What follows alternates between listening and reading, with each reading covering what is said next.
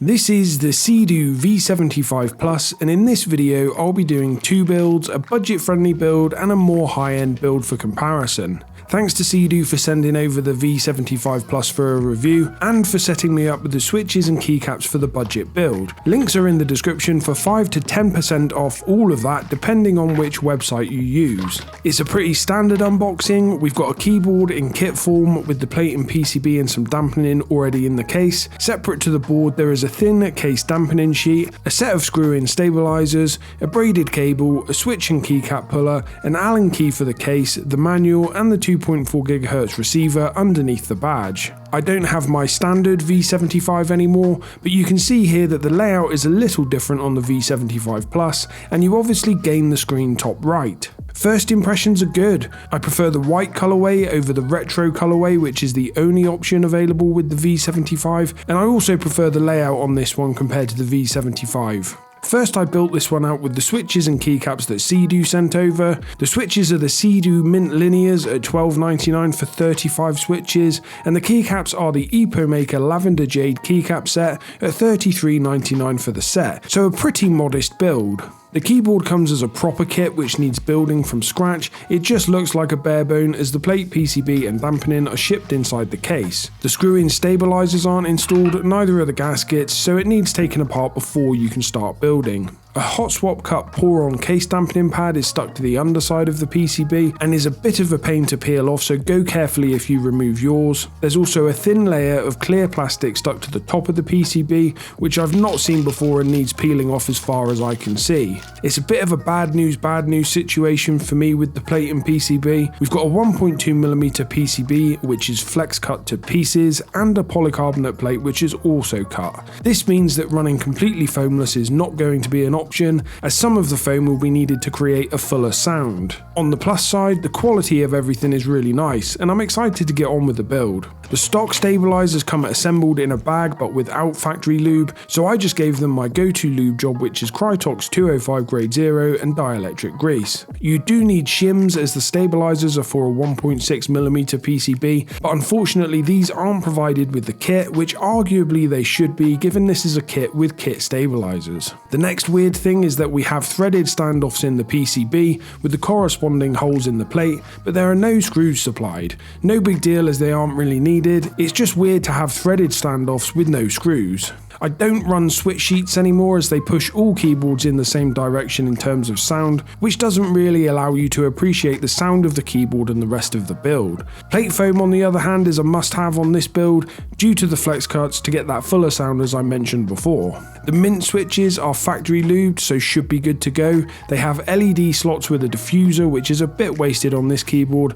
as the only LED is on the caps lock. On this first build I'm going to stick the hot swap cut case foam back on the bottom of the PCB and we'll run with the bottom case dampening sheet. This is the foamy build if you like. The keycaps look okay for $33.99, the legend weights are a bit all over the shop, but you can usually expect these sorts of imperfections at this price point.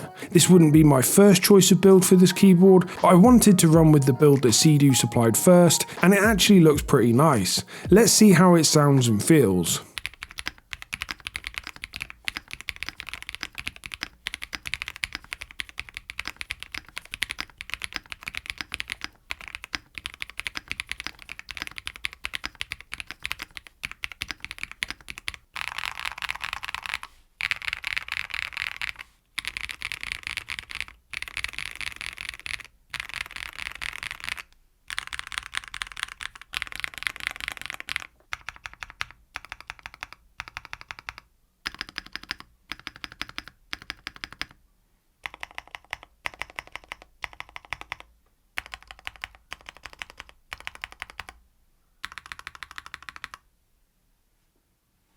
Now that typing test is not too shabby at all for the price of the build.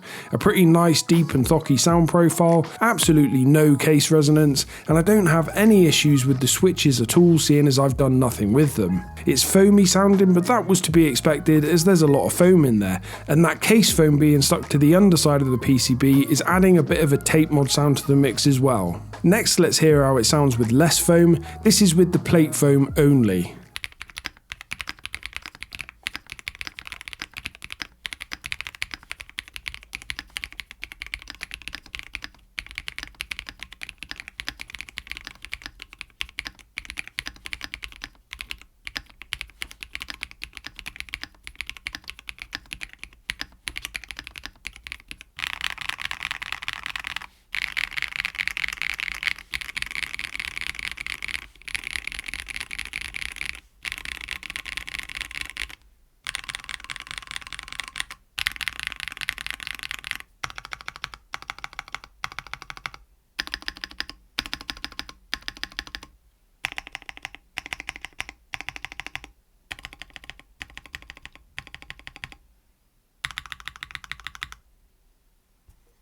That sounds nicer to me, and it will suit those out there who like a less foamy sound profile. I continue to be really impressed by the switches, really nice for factory lube switches at this price point.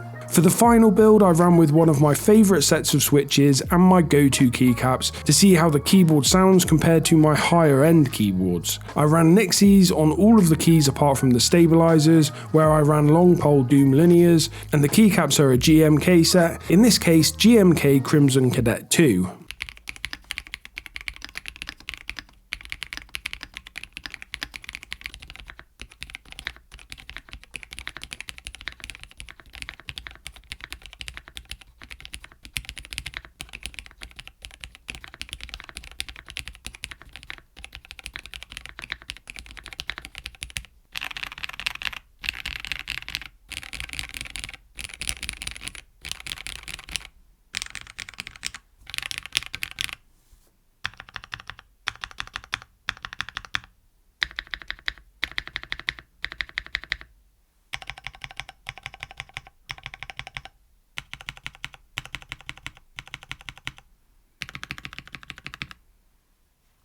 It's actually on this build, which I know to be a great combination on the switches and keycaps, where I noticed the shortcomings of the board with regards to the sound. You just lose too much of the sound due to the flex cut PCB and the plate foam. For comparison, here's Nixies and GMK keycaps on a keyboard with a non-flex cut 1.6mm PCB and an aluminium plate.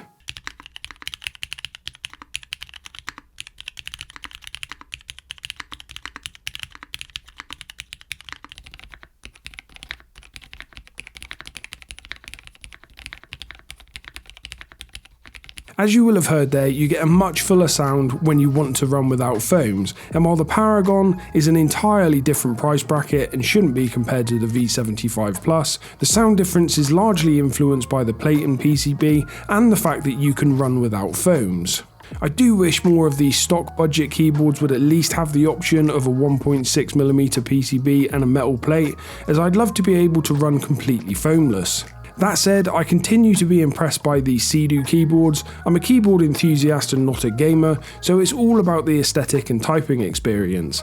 The V75 Plus has a nice typing experience, as does the V75, but with the white colour option on the Plus, it's the better keyboard for me. The screen is also a nicer touch. I really like the font. It's a retro sci-fi kind of look, so hits nostalgic given my favourite movie is Blade Runner. It's VIA compatible, you get Trimode wireless if that's a preference, but you don't get perky RGB if that's a deal breaker. The $130 price point makes sense for me for an in-stock keyboard with those specs, the build quality and the typing experience. It's just super clean, a nice aesthetic, a nice typer and a nice price.